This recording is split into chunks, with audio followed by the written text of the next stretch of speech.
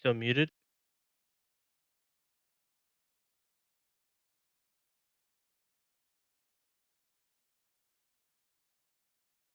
You know? It Oh, yeah. looks it's frozen. I don't know if they can hear us out Oh, there. I Someone's can hear watching. you now. I I thought can that hear was you me. now. Yeah, but it's just frozen at Geek News Now, isn't it? Yeah. Uh-huh. Great. Let's see if I can force it some way, somehow out of this. I don't know what's No, I happening. can't see. It's I just pulled up the live. hey. It's working. Yeah, we're working. That was weird. Hey, everybody. Welcome to the Sith Dominion podcast. This is your host, Dr. Dana Martin. And wow, we're coming out of the gates just like tripping. Good evening, fellas. We have Cam. How are you, Cam? Doing phenomenal. Glad to be Good. here as always. Absolutely glad to have you. And Zane, who's all fuzzy because I don't know what's going on with his iWebs, but yeah. Hi, Zane. How are you? Pretty good. Oh, wow. It's like watching Kung Fu. That's Get amazing. the roommates off the Wi-Fi. We're back in 2005, Take baby. them off. Oh, my goodness.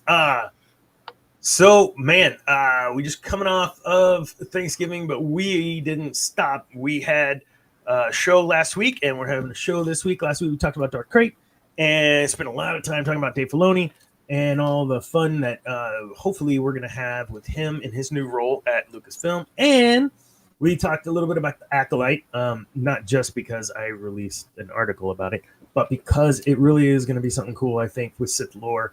For Sith lore and fans of seeing that expounded upon. So that was last week. This week, wow, we have a full plate again. Darth Talon has one of the strongest cult followings of any character standalone that I'm aware of. And we're going to talk a little bit about her. And we're also going to talk a little bit about maybe some top 5 overpowering force abilities, some of which we've talked about on these podcasts. These force abilities that are just, come on, give me a break. And then we got some other news. But to start off, let's talk about the holiday. So, synopsis, high level. Give me something that was awesome about your holiday. We'll start with you, Cam. Honestly, we saw a lot of family. I loved the weather. Weather felt very holiday like, and overall just catching up with some family members we typically only see around the holidays. So it's just good. It's a good week of travel and fun weekend Awesome. overall. And you had off like Thursday and Friday, so you had a little long weekend. Or... My work is open on Fridays, but I took off. Yeah, so I had a long weekend, which was great as well. Nice. Zane?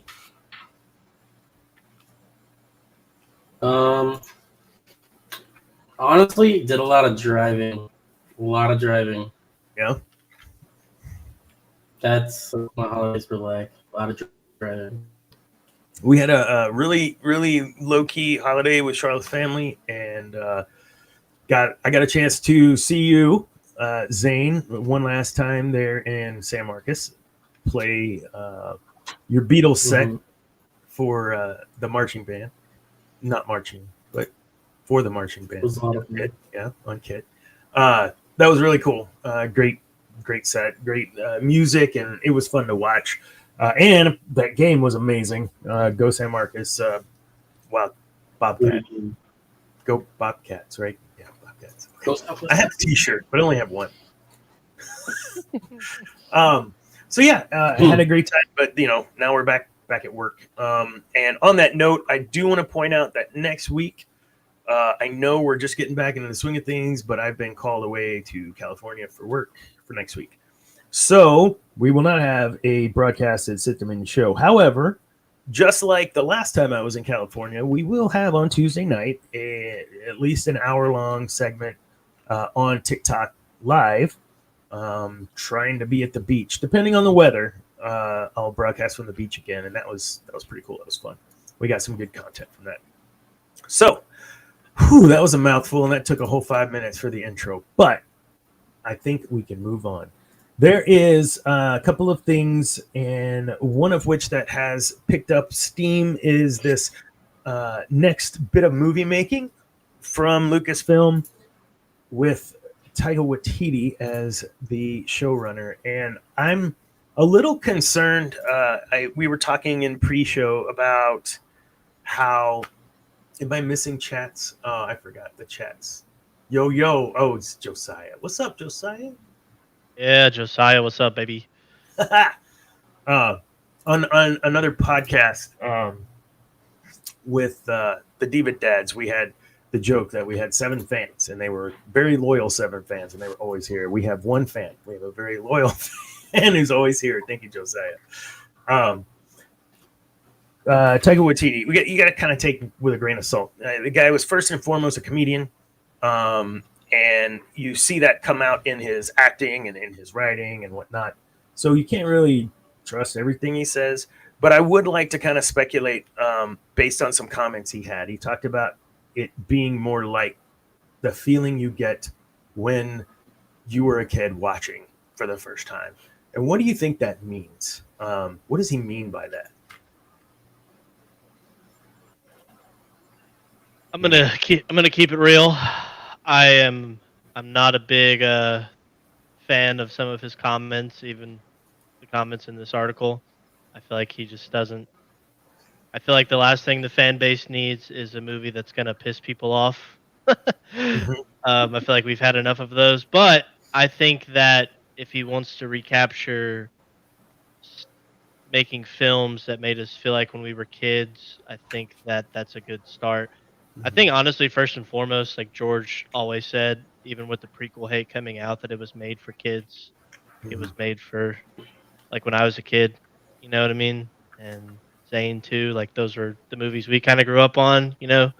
And as kind of dumb as Jar Jar was, I mean, I'm sure there were kids in the theaters that were just loving it, you know. So, I mean, I think if you go off of Thor Ragnarok, I think he can make a good movie. It just depends on, again, kind of like I said last week, respecting the characters. And I think what the Miss Marvel actress said too, making the audience care for your characters too. I think that's something that OG trilogy did, and the prequel trilogy did as well with their, you know, with their characters. So I think if he can capture that, I think he can do it. I don't think he started off on the right foot with his comments, but he's probably his movie's not coming out in the next 5 years, so these comments will probably be a mute point by the time it actually comes out. Yeah, and one of the things he said is essentially, I'm paraphrasing, it'll take as long as it takes, right? He's not, I mean, and they're giving him that freedom. And with that kind of freedom, unfortunately, I believe the fan base is going to increase expectations the longer it takes for him to push out a piece. Zane, what do you think? Well, specifically going off of the first kind of quote that was stated, where he wants to capture that joy, you know, that you had when watching the original trilogy. I think he wants to make something more magical and mystical and unfamiliar as those were. Because, I mean, at least whenever I remember watching it, it's always just, it's this different feeling, you know? When I watch the prequels, I know what's already happening, and I know it's intense and it's there, but when I watch the original trilogy, it's like, oh, what is this? What is happening now? It's a lot lighter and just more airy in regards to tone. Yeah.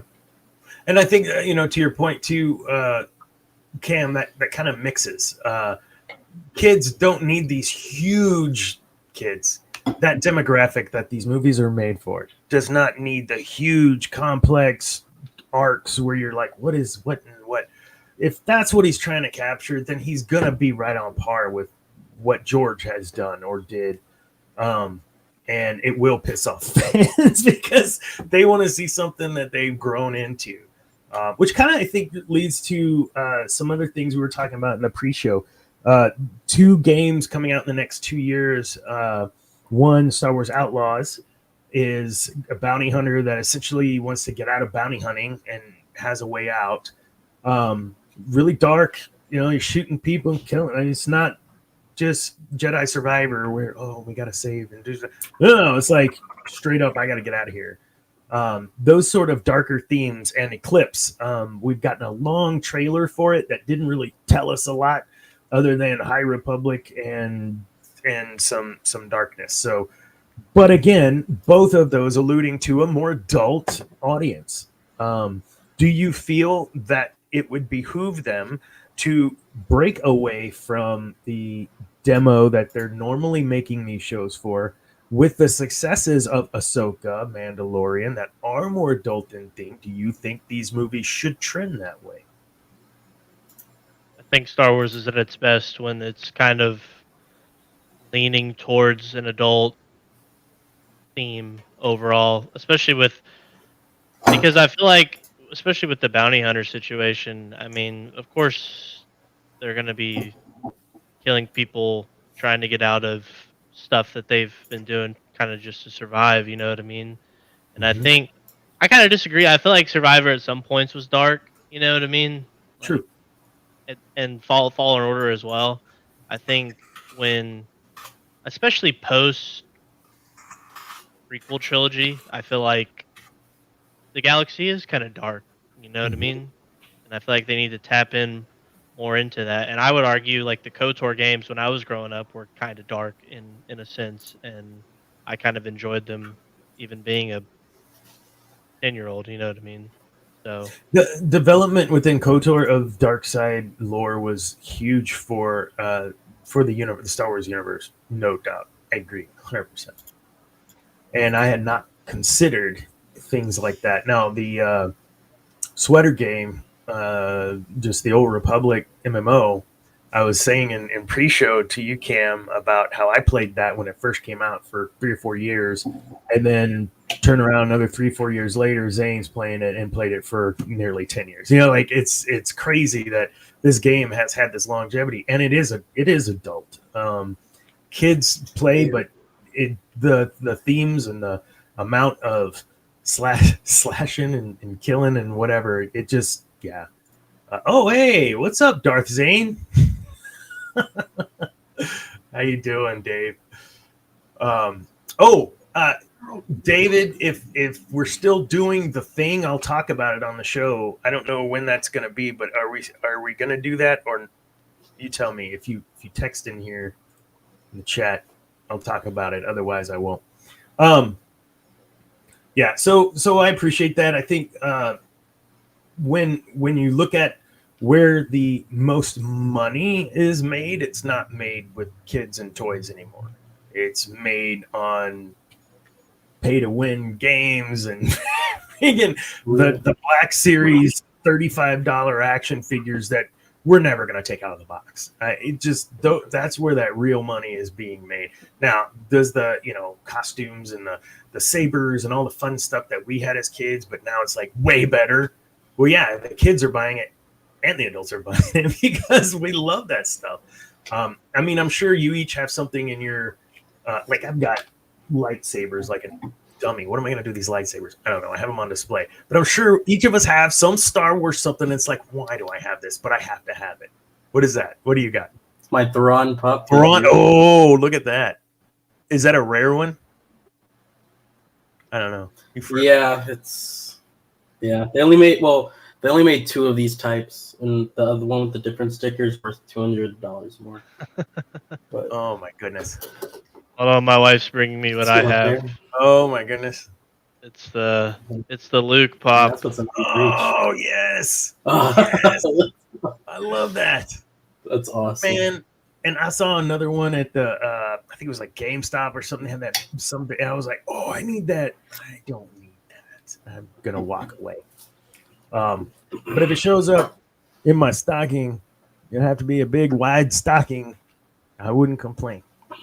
I feel like too with the more adult theme, like I mean, you showed Zane Star Wars, right? My stepdad showed me Star Wars. Like it relies on them appealing to the audience that grew up with it, has shown their kids, and then I hope to one day show my children, and you know what I mean. And I mean, Star Wars is for everybody, in the grand scheme of things, even if it's a darker tone. You know what I mean? And I feel like by appealing to the fan base that grew up with it, who are going to want to show their kids regardless of kind of what's on the screen. You know what I mean?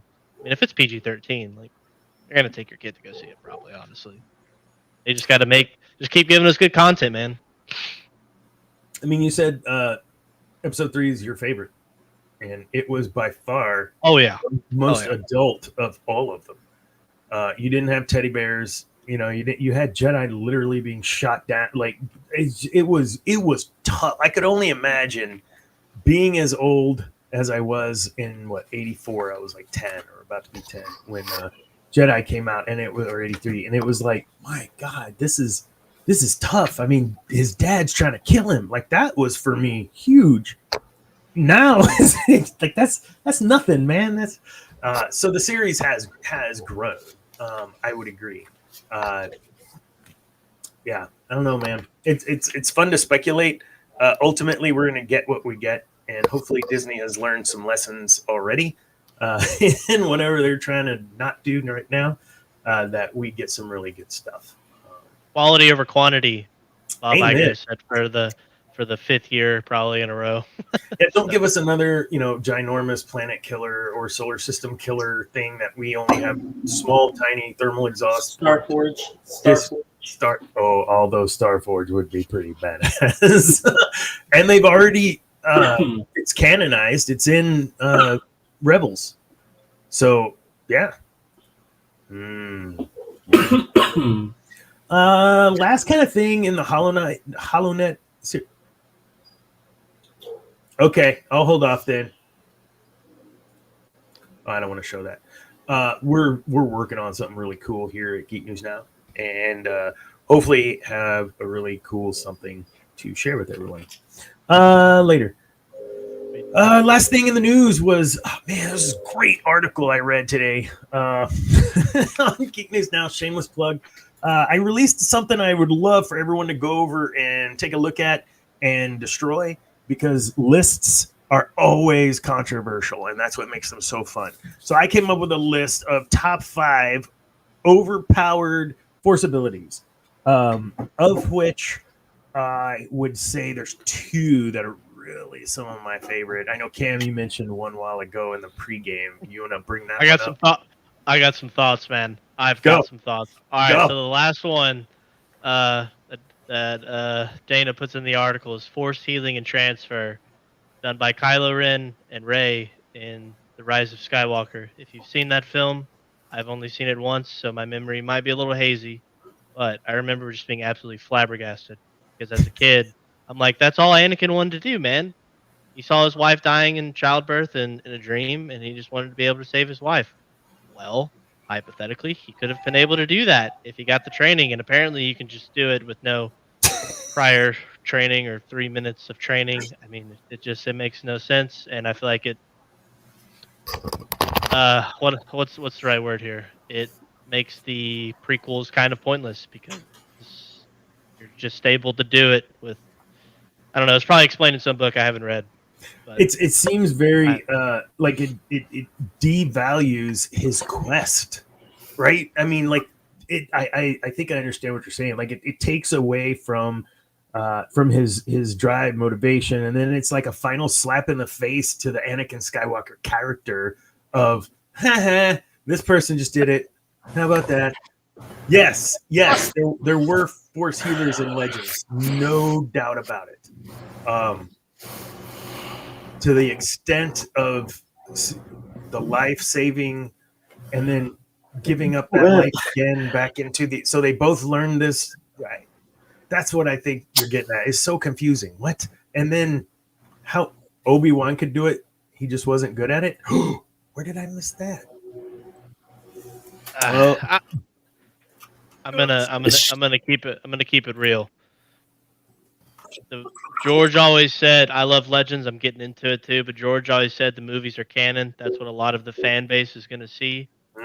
And if it happens in the films, which I feel like it'll be talked about in another pod, it was their goal.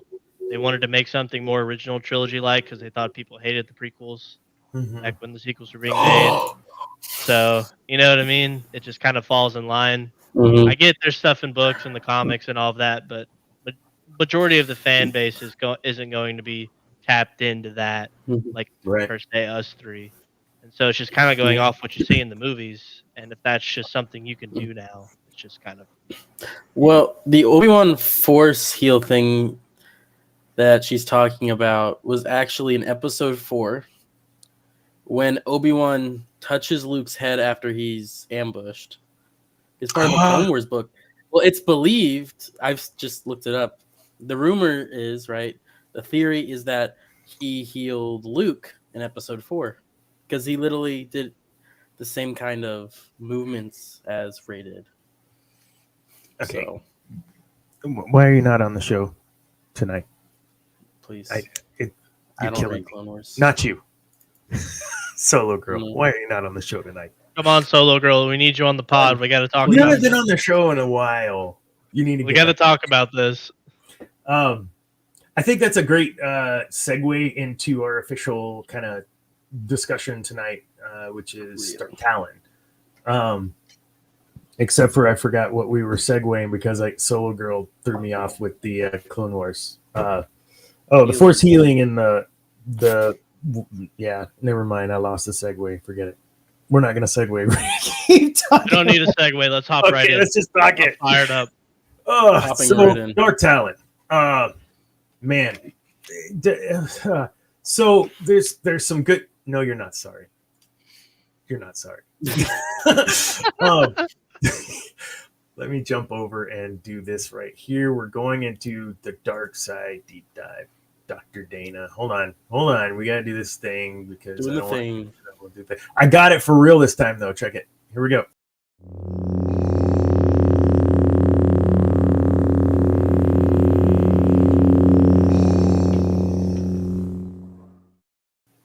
So Darth Talon. Twi'lek. A mutated Twi'lek because she was red. That was a mutation. Yes, Darth Talon is in the Legends or Expanded Universe of the one Sith, which was Darth Krayt in his dream, and she was a loyal follower of not just him but his vision. There's a lot to unpack with this character. It is the one of the most cult following of any kind of minor Star Wars character there is. Just an amazing character. When my first experience with Darth Talon was in the video game. Well, I started reading the Yozhong Bong War, and then started getting into all the One Sith Order and all that, and I just stopped. So I didn't get a whole lot of her. I had to get all my stuff later, and it all kind of started with the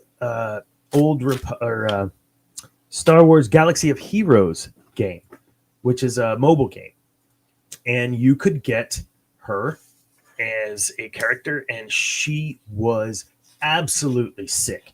I have yet to complete her, progression to get her super awesome, but you put her in there with some of these cats, these other Sith, and she just owns.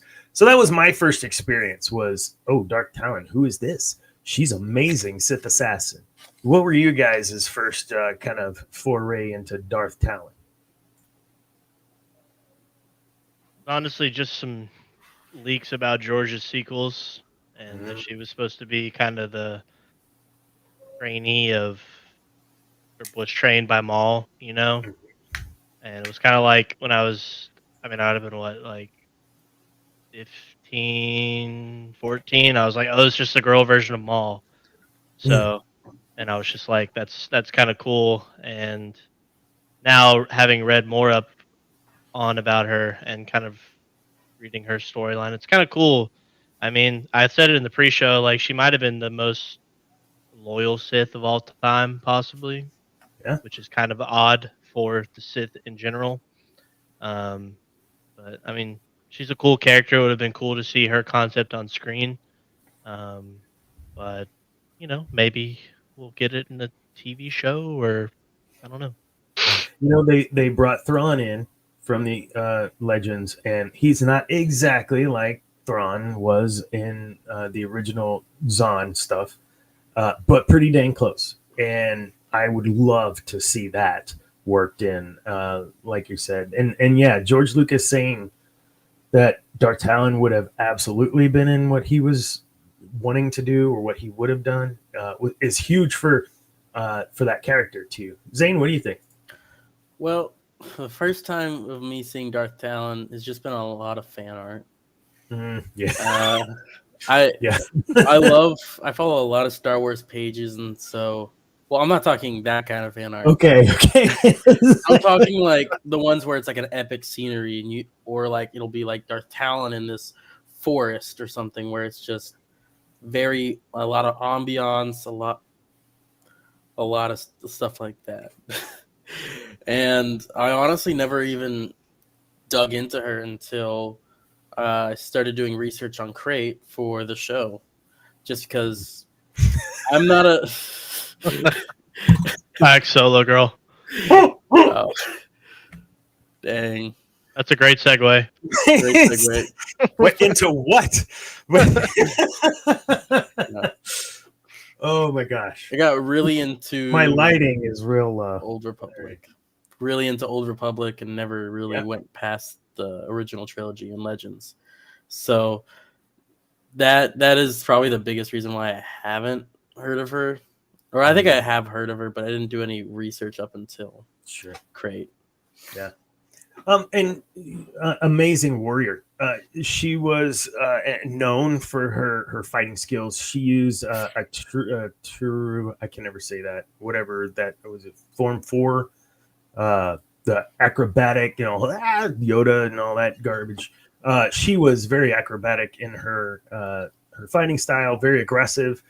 She was trained as an assassin, so she was amazing. One of the things that I think was in her story where she was brought in and trained. I can't remember the dude's name, but she was trained under whoever that was. That he was also a twi'lek, and Krayt had kind of assigned him to her. And then as her final act of the getting her official title or whatever, it was like, kill him, kill your master.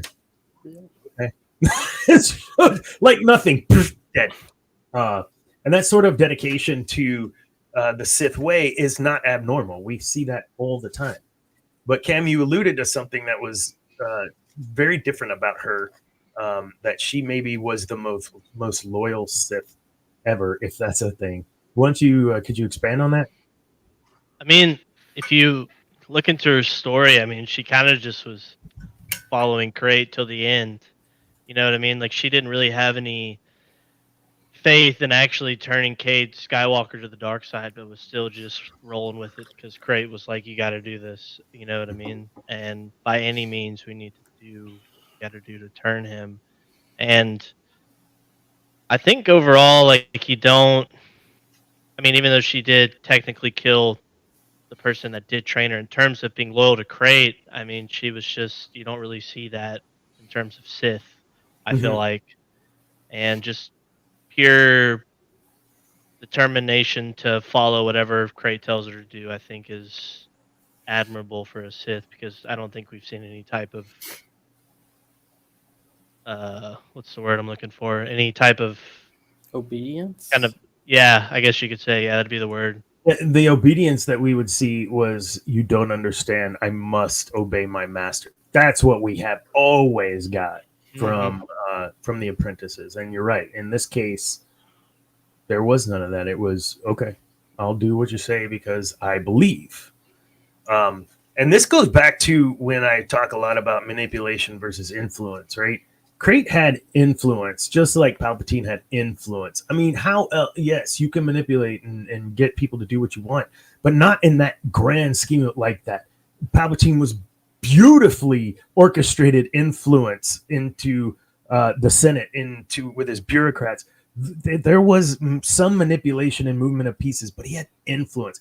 Krayt did the same dang thing, and he got all these other Sith to go along with him. Like, what? Every Sith wants their own vision and their own power. And he got them all to follow. That wasn't manipulation, man. That was influence. And that sort of influence created a bond with, I think, Talon that different than the Force bond that, you know, Rey and Kylo have, and the Force bond that Cade and her had.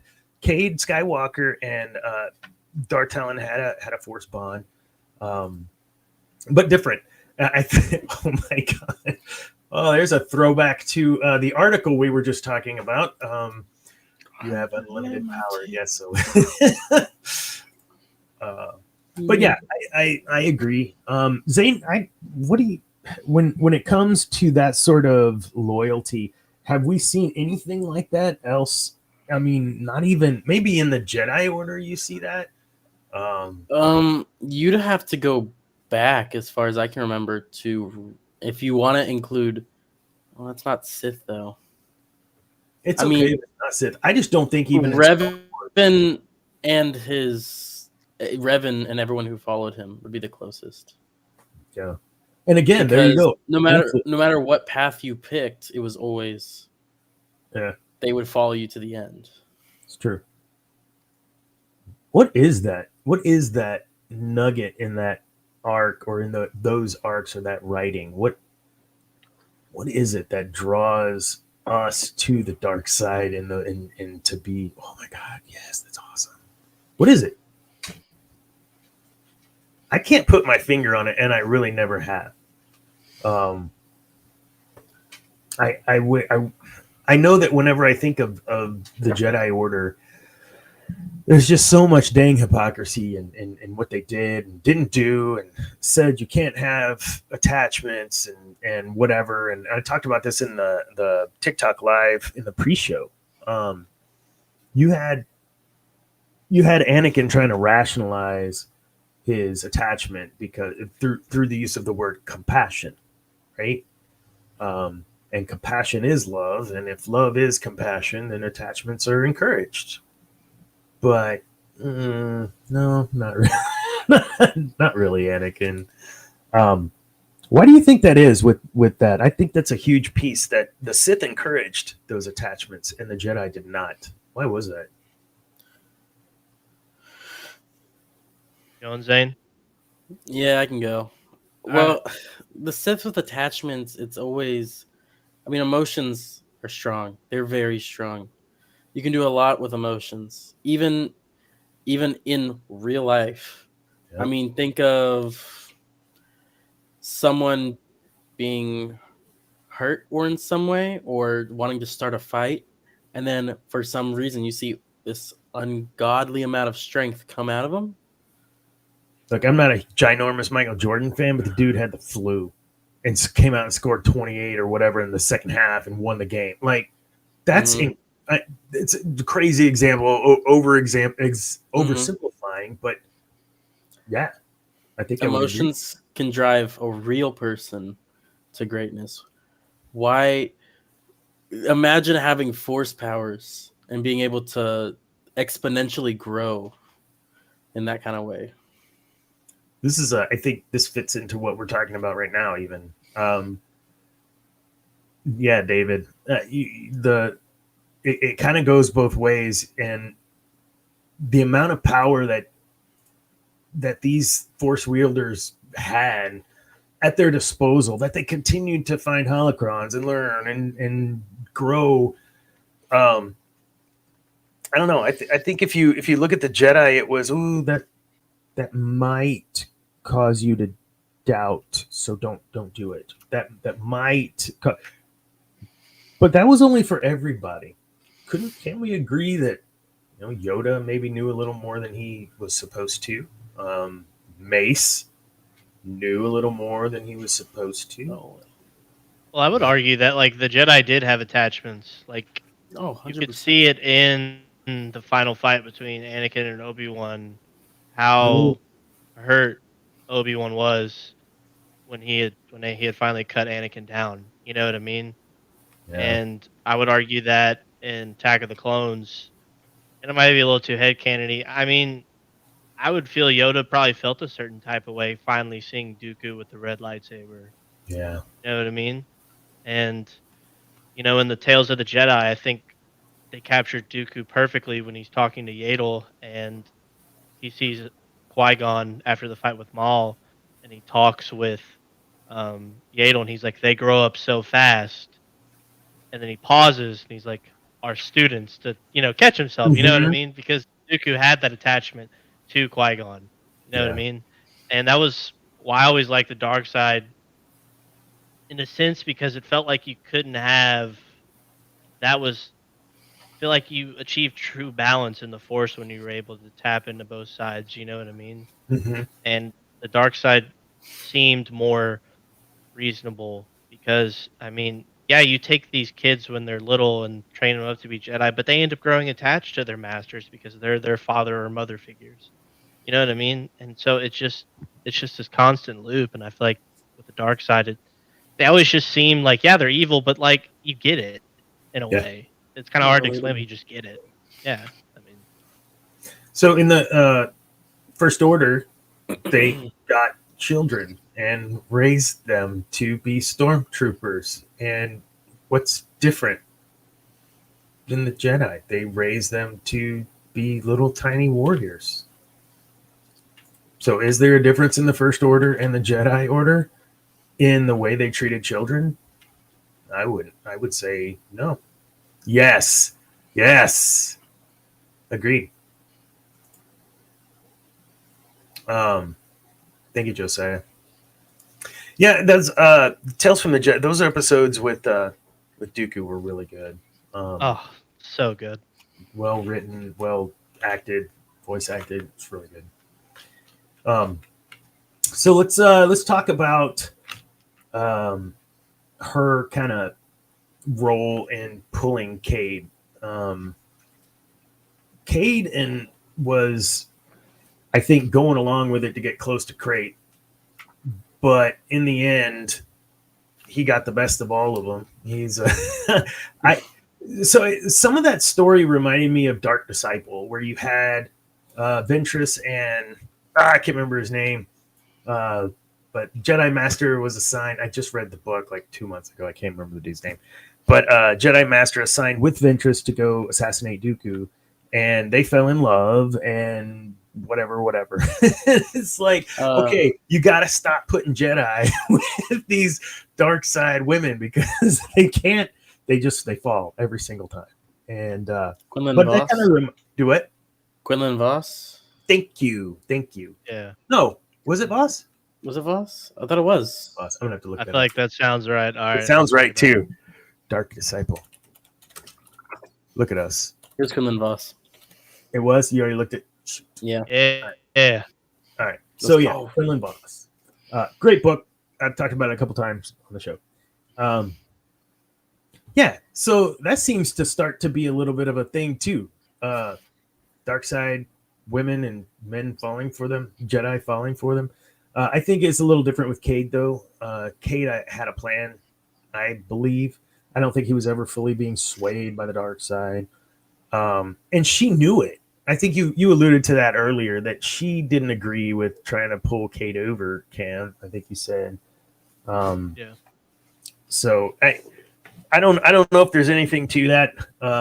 If that's something we'll see in other aspects of the Star Wars universe, but we've got two examples right there of a dark side woman leading a Jedi man astray, if you will. But going back to the attachments piece, she did have an attachment. They had a bond. Talon to Kate, and I think when we look at the way the Force bond was explained there versus the way it was explained in what was that, the dyad and the Force, it was really explained in the last movie. What was that? Rise of Skywalker. Sorry, it's so impactful. I forgot the title. So we have that there too. This Force bond bit. I don't know if we'll see any more of that because I think that's kind of already been done a couple times. But I think it's interesting to kind of kind of get into a little bit. What is it about in the Rise of Skywalker when we find all that out about Snoke, not Rise of Skywalker, the one before that, Last Jedi? No, whatever. Snoke was the one that created that Force dyad thing in between them. So we're led to believe, and he says, that's different than what happened with Cade and Darth Talon. That was something that was not instituted or put on them or put them to get that just happened based within their battle. So I think there's a big difference. I'm talking a lot here, but I'm trying to get to this point. There's a huge difference, I think, between those two instances. And one I believe is really pure and kind of cool. And that is with, I was about to say Mara Jade and Luke. No, but here we are again, dark side woman, Jedi falling for. I don't know. I don't know what you guys think about that whole Force bond thing, but I think it's worth kind of touching on. What are y'all's thoughts on the two different ways and just anything about the Force bond, really? I think the Darth Talon, Cade, Mara Jade, Luke, it kind of makes more sense as you spend time with the person. You're connected with them on an emotional level because you battle with them, you train with them. And I mean, I just read there the Empire trilogy, so the Mara Jade Luke kind of bond that's being built there is kind of fresh in my head. But you know what I mean? And it's like all throughout the book, she'll have a conversation with Luke, and it's like, you will kill Luke Skywalker, right? It's in her head, but she's like, just when I'm reading, I'm like, it doesn't really feel like. I mean, she can't. She doesn't want to. You know what I mean? Because she's seeing how compassionate, despite knowing that she wants to kill him. He's like, well, I want to work with you. I need your help right now. You know what I mean? And I think that the bonds that Talon and Cade have, it's just more organic and it makes more sense because in the sequels, it just kind of felt like, I mean, really, do these people have something in like after the fight in the throne room in The Last Jedi, like, it would make more sense as to them having, that was kind of the first real organic interaction I feel like they kind of had. Yeah. You know what I mean? And so, but I think that's just what it is. Like, it's just organic, and how all relationships are kind of built on. I mean, you're kind of paired with this person in school, and you kind of become their friend or something. You know what I mean? Whether it's romantical or just friendships, I think. So, I like your use of the word organic. It's more believable because that kind of stuff just happens, right? I mean, we each have significant others, and it just happens. It's not like someone's moving the chess piece. It just happens. You can't really explain it. I mean, it's just like it's like when Leia's talking with Luke. Like, why? Why do you have to go fight this dude? Why do you have to go? And he's like, I know. I feel the good in him. You know what I mean? And it's just organic. I think is the Force within it. Is the Force in nature? You know? Wow, that's what the Force is. That's a snippet right there. That's a sound bite. No, hello TikTok. That's right. You're on there now. Yeah. So I think the last little bit I want to kind of touch on with her before we move on a little is her cult following. The mention of softcore earlier and our giggles because we're a bunch of dudes and just giggle at stuff like that. But no, I don't. The twi'lek species in Star Wars, this is just fact. It is a part of slave trade and sex slave trade as well. You see it in Return of the Jedi with Jabba owning one, and you see all through the games too, dancers and whatever.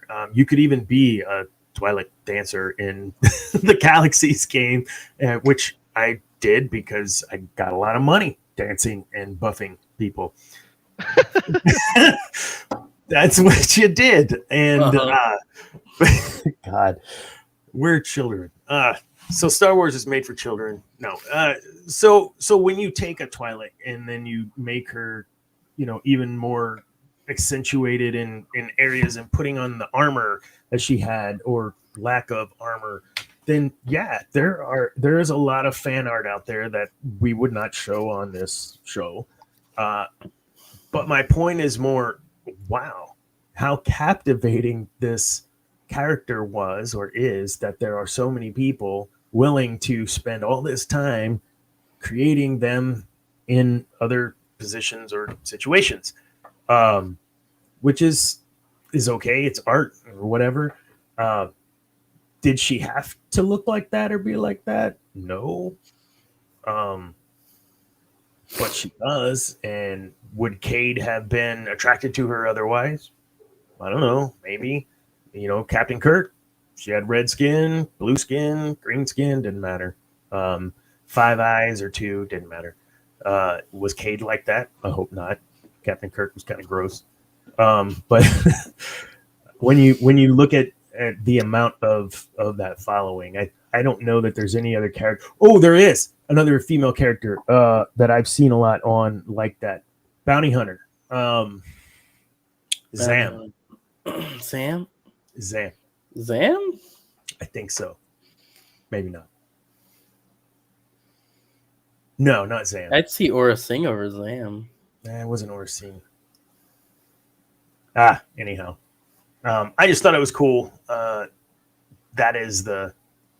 I'm trying to talk this in PG-13. It's just not working. I feel like she can be feminine in her appearance, kind of, attractive, right? But still powerful, right? I don't feel like anything that kind of, you have some fan art that can't show on the screen or whatever, but it's like, she can still, you can still be attractive and powerful at the same time, whether you're fully clothed with a mask on, or you have Darth Talon attire or Slave Leia attire. I don't know. No, and Star Wars has never been. I have disagreed for a very long time with the fan base that says that there's no women in Star Wars that are powerful, whatever. Leia was she was badass. Like that's the first. She was amazing, and all the little girls wanted to be Princess Leia, and all the boys wanted to be Luke, and we all played on the playground and fought and had fun.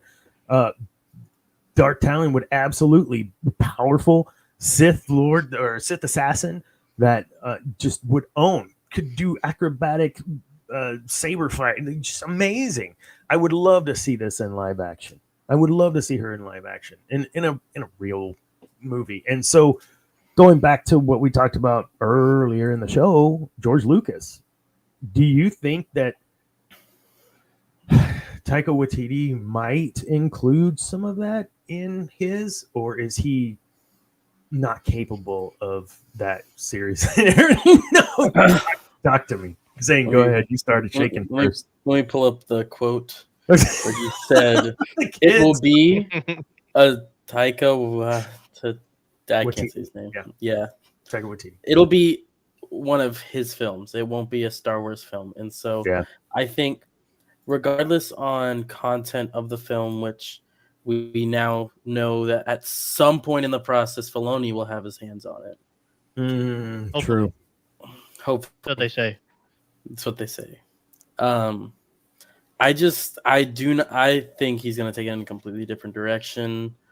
Looking at his previous movies, it's not convincing enough in that favor. I don't think he's going to do anything like that. No, I love Ragnarok. You brought that up earlier, Cam. Ragnarok's but I great. would not love Star Wars in the style of Ragnarok. It's too bright. Well, I saw it when Taika Waititi was talking about the Thor movies. He's like, I didn't read the Thor comics as a kid. Like, I just thought this would be a great way for me to feed my kids. I was poor. You know what I mean? And again, I talked about with I don't know her name. I think it's Iman something. The Miss Marvel actress. Talking about how they can get people back in theaters, get the Avengers Endgame level hype, right? I said it last week too. You got to get people in there that love Star Wars. They love the world. They love the genre. You know what I mean? And I mean, if Taika Waititi's going to go in there and just make his own film, like, okay, well, you're a good filmmaker. We like Ragnarok, but like, do you understand Star Wars? Like, are you going to create characters that fans are going to want to interact with and buy the toys, buy the shirts? You know what I mean? Have the posters in their room. I don't know. You know what I mean? Like, you get somebody like Dave who's got a Plo Koon costume or figure in his garage. You know what I mean? You got a Sam Witwer, you got a Freddie Prinze Jr. type. You know what I mean? Like, you get those people in there that actually care about the story, they care about the world, instead of just a bunch of people that are in there trying to make a quick buck. Yeah. That's kind of where I feel like movies as a whole have lost their way in a way. And I feel like if he's just going to go in there and do his own thing, that's cool and all. I want it to be good. Like I said last week, I want Star Wars to be great. I love people that love the sequels, even if I'm not the biggest fan of them. But like, we got to get some people want to make good content that understand kind of the boundaries that we're set in, you know. Yeah. And hopefully, if they let Dave do it, they can do it. But I mean, I don't know. I think he's going to create something that we've probably never seen, and it may be good. Rogue One was great, but Yeah. never know.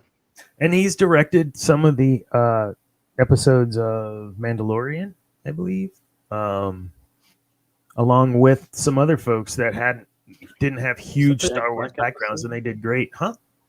Was that the Jack Black episode? That seemed more his style. I couldn't tell you off the top of my head which episodes. It would make sense if it was. Let's see. Because we have the interwebs right here. What was it? Mandalorian.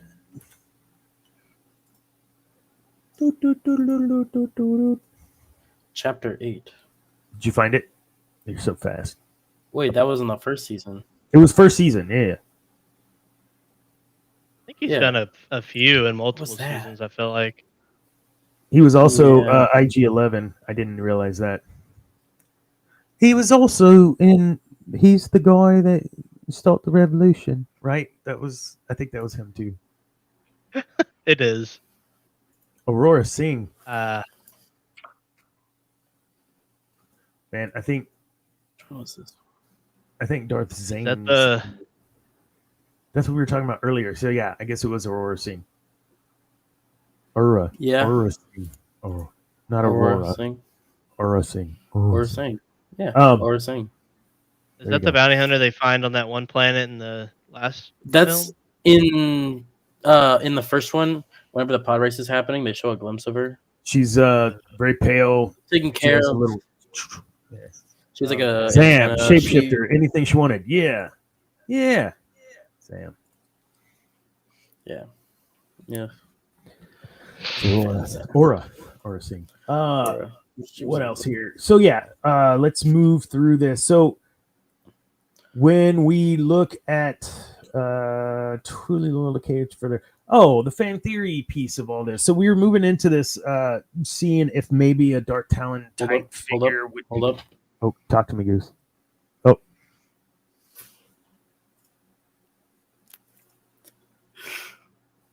We already did that. We're now in this fan theory part. We're talking about what's going to happen with these new movies. Shoot. Yeah. So do you feel that I don't want to spend whatever on Watiti, but is it in the right hands? And I guess only time is going to tell, but with Dave Filoni at the top, do you think he's going to have the red ink pen power over what is released the way that Kathleen Kennedy apparently has?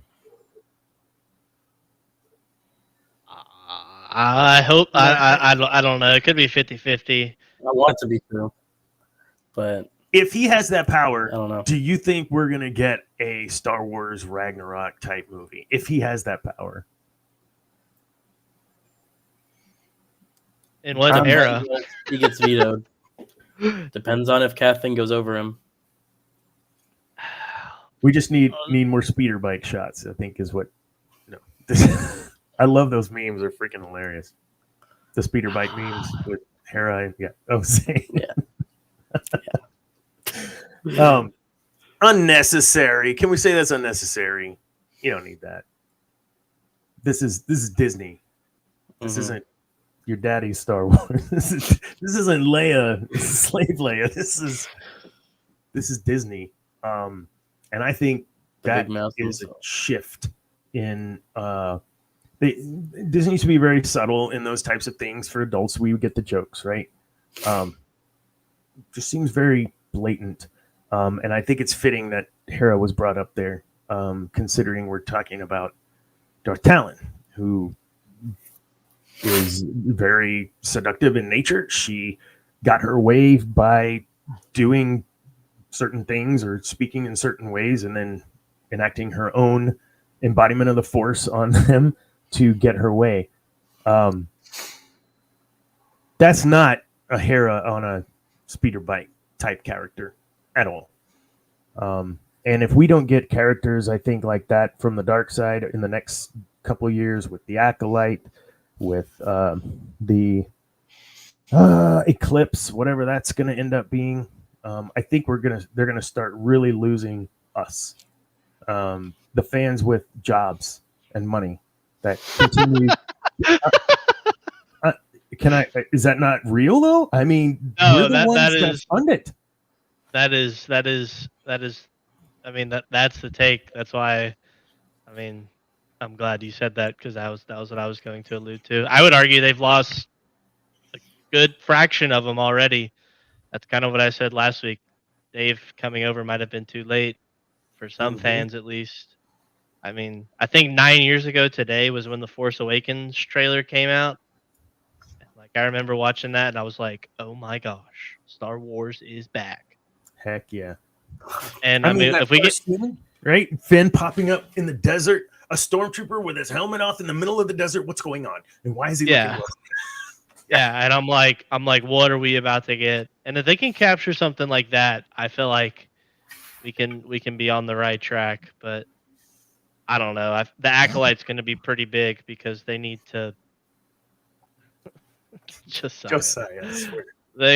They gotta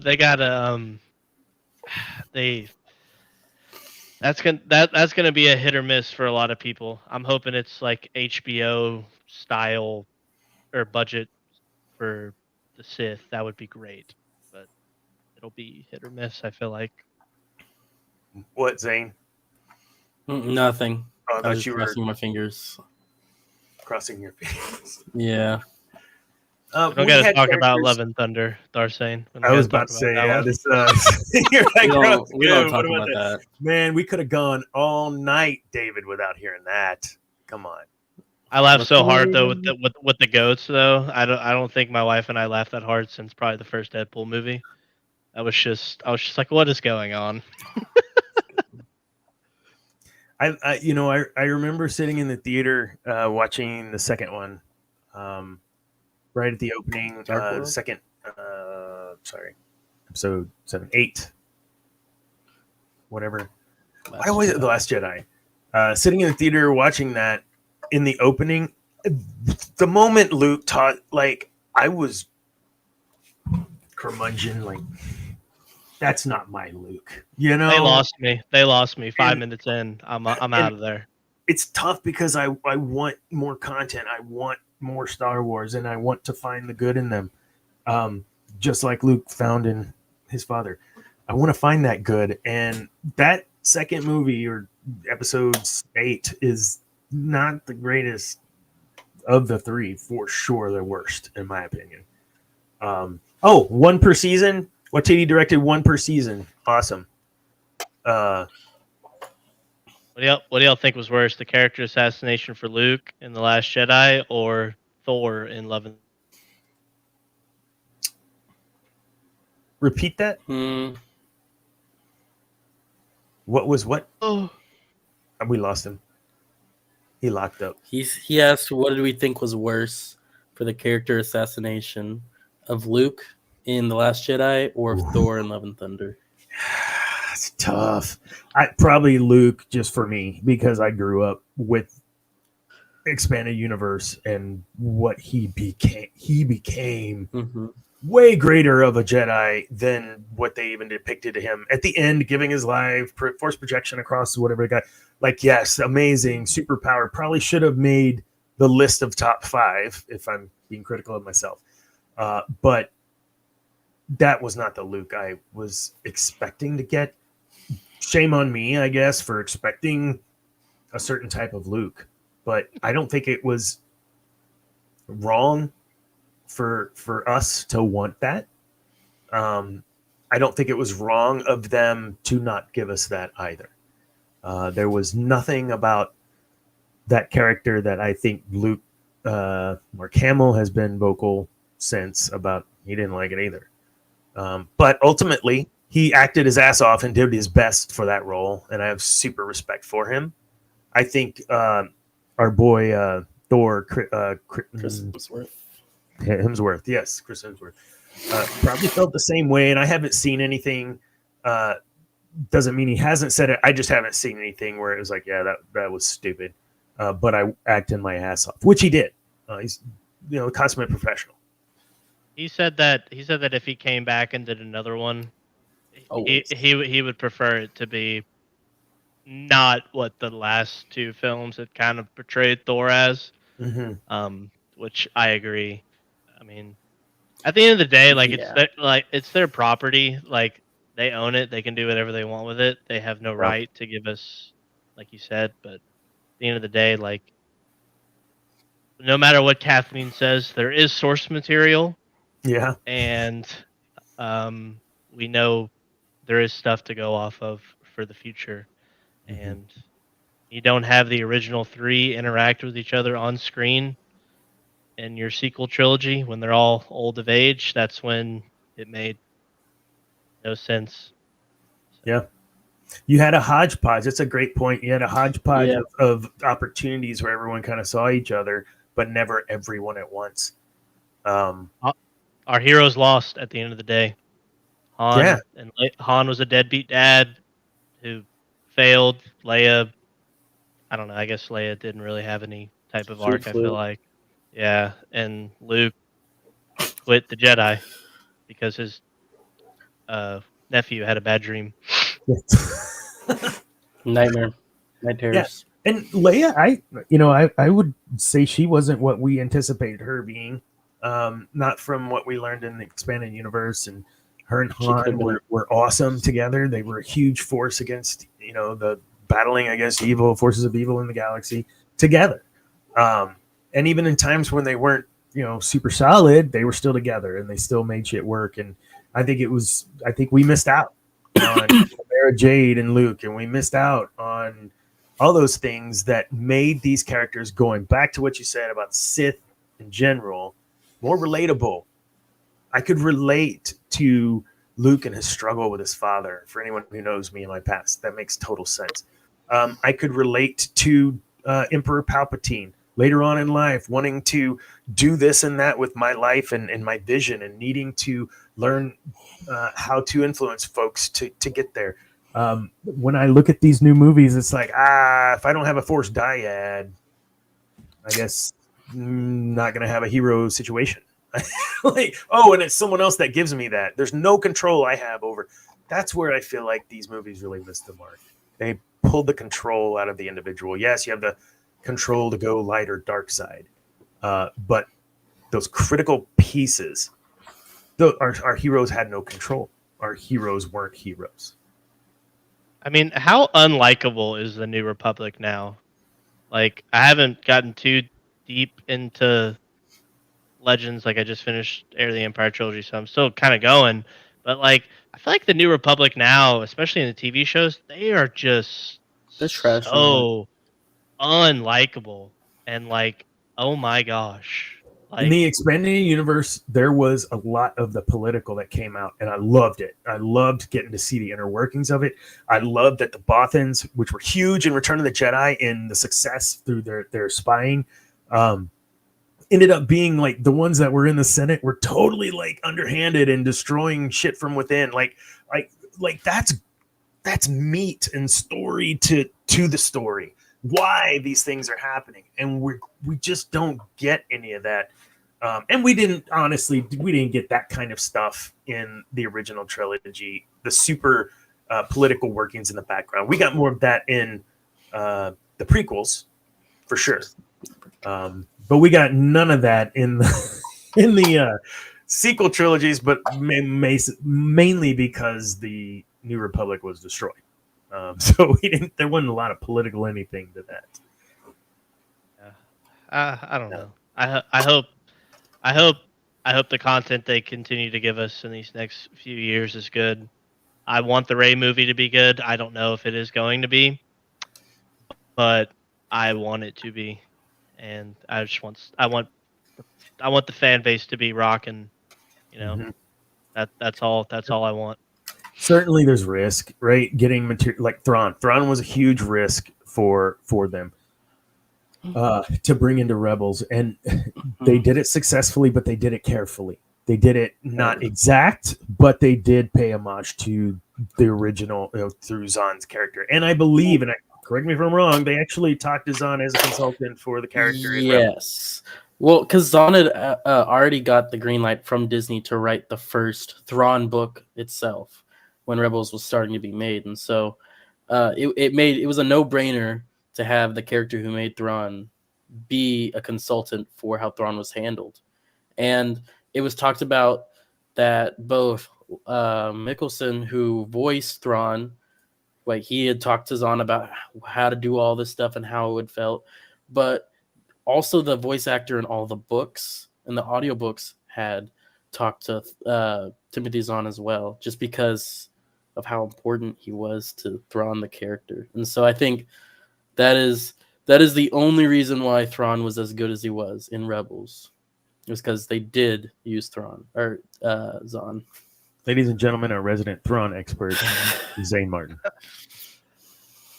I don't know. I don't know, Darth Zane. I don't know if I agree with that take. I don't know. Yes. But Exile for Obi-Wan was about watching over Luke. It wasn't about exile. And exile, though, for Yoda was, I got to get the F out. I agree completely with that. I failed. But see, my problem isn't with what they did. It's why they did it. I think that's not the Luke that I knew from, and I get it. It's the expanded universe is not canon, but that's my biggest hang up. I couldn't get over. Sure, you introduce Rey, Finn, and these other characters, which are essentially the characters from the first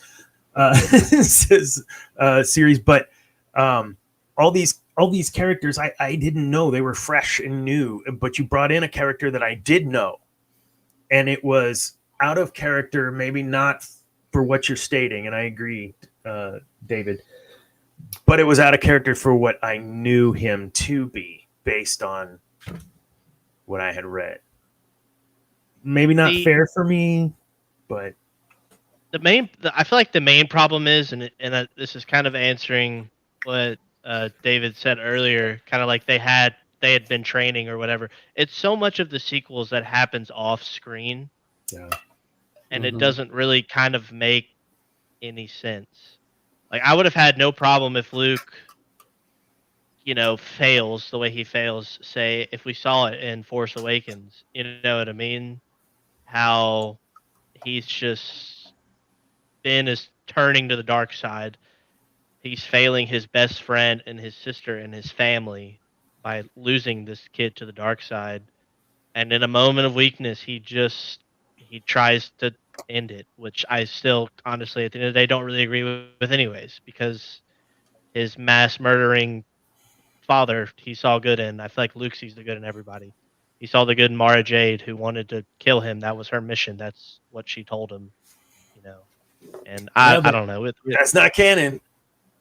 Oh, okay, but it's some sort of source material, right?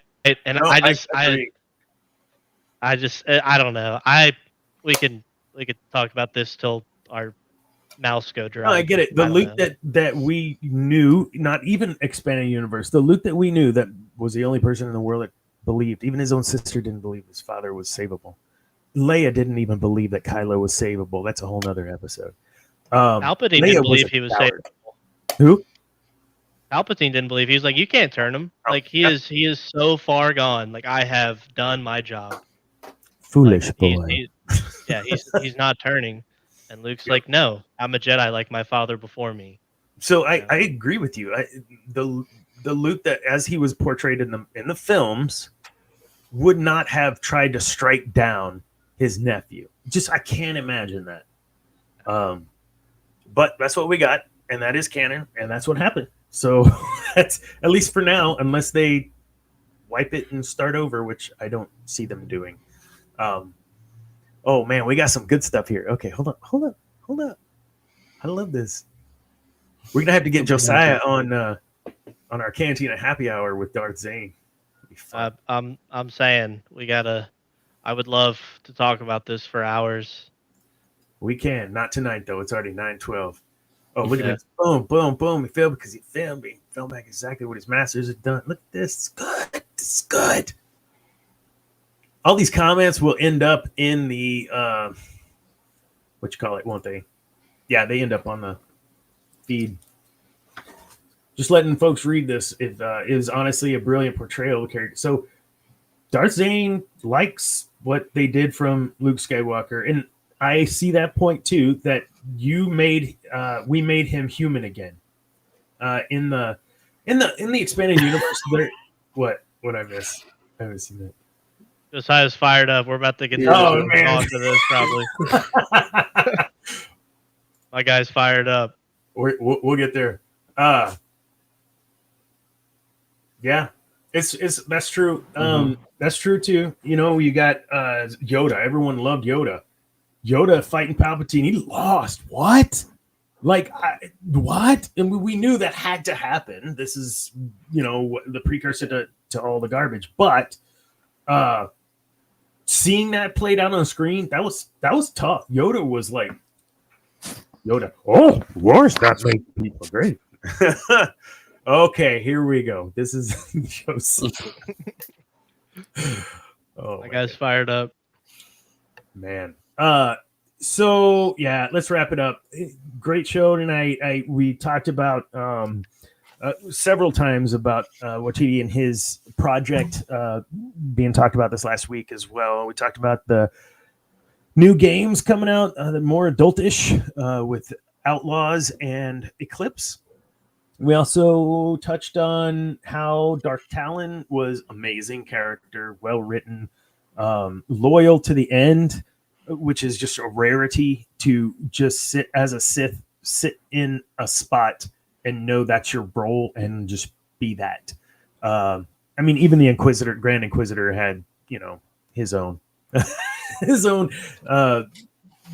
motivations for doing what he was doing. So then we went to what? Oh, we talked about George Lucas and how he was like, no, totally. Darth Talon would have absolutely been in sequels that I wrote, and which is amazing, and not for the reasons I think that I don't know. He did put Slave Leia together, so he's just a character, man. He's so funny. He's like, yeah, I don't consider Legends canon, but I'm going to use that character for sure in the movies. 100%. Wow. Lucas. What else? We talked about article on geeknewsnow.net, top 5 overpowered abilities. Go argue there, Josiah. I'm sure you will disagree with something on there. Also, make sure, David, you go tell me I'm full of it on whatever. We did talk about one of them, 2 of them, actually, I thought. We talked about the Darth Nihilus Force Drain, and then what was the other one? Did we talk about another one? The last one? Oh, of course. Healing. We got into Force Healing, Essence Transfer, I think is what officially Essence Transfer. And here, you take it. No, you take it. No, please. Wait, I didn't expect you to actually take it. Like, that's one of those situations at the end of that movie where she saves him, he saves her, and then everyone's like, oh, sad. Don't forget that giant snake lizard she healed too. Yeah, I was going to bring that up earlier. I'm just going to walk up to this beast. But the ability to, I guess that's another ability is, what do you call it? Not animal mastery, but there is like a beast mastery force power that is in canon because what's his name uses it. Anakin uses it on or whatever on the beast in, I can't remember the name of the beast, in the arena on Geonosis. So yeah, that Cal tames in the games too. Yeah. I think in Survivor he tames the little bird things you can fly around with. I think. Yeah. Mm-hmm. I don't know. And the Dathomir witches, Night Sisters, tame Rancor monsters through the Force. So those are cool, man. Those are cool. Yeah, we talked about a lot of stuff tonight, man. And thank you, Josiah, for letting us know this was a good episode. We hope to think that they're at least somewhat enjoyable. More enjoyable than, let's say, Thor Love and Thunder. So on that note, any parting shots? What do you guys get going on this week? Cam, what do you got going on? And honestly, don't got a whole lot going on. Just gaming, Survivor, working. I think my mother-in-law's birthday is on Sunday, so we're gonna go see her, and that's pretty much it. Actually, I think I'm gonna go ride in a Tesla on Saturday for the first time. Me and Josiah's buddy just got a Model Y, so we're gonna go check that out. I've never ridden in one before, so I'm pretty. Go cruise for 300 miles before you have to charge. Awesome. Hey, it's not my car. I like it though. Real. Rolling that coal power. All right. So, Zane, what do you got going on? Any tournaments or anything? I don't know, honestly. All I know is I got finals coming up next week. Oh, Godspeed, man. I don't miss that.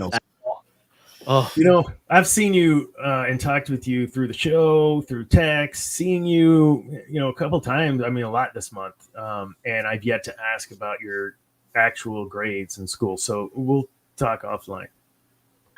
Now's the perfect time to talk about it. Right in front of God. I'll let you know after finals. Yeah, let you know after finals. Yeah, I'm pulling for a 72. If I make a 72, is all I need for the. My daughter, she's going back to school as well. God bless her, with being a mom and working and wonderful husband. There as well, doing what he can to make sure that she can go back to school. So great on her. She was so excited. She got a B on one of her exams. My response was, "Woohoo! B's to get degrees, man!" Because we'll leave that for another episode. But no, good on all y'all. Again, folks, we talked about top of the show. We are not going to be live next week. I will be in California, and I will hopefully be in a position where I could do a live TikTok, and we will be maybe at the beach like last time. So all that being said, we will be back the week after talking about, I don't know, but we will absolutely let you know when we know. And Cam, Zane, we'll see if we can't get y'all back on. We'll have to get Solo Girl, or maybe we pull Josiah and Darth Zane on for a little bit to go at it. I would love that. Oh, man. All right, folks. Well, Cam, thank you for joining. Zane, thank you for joining. Great show. And we will see everyone in a couple of weeks. And remember, kids, peace is a lie. There's only passion. Good night.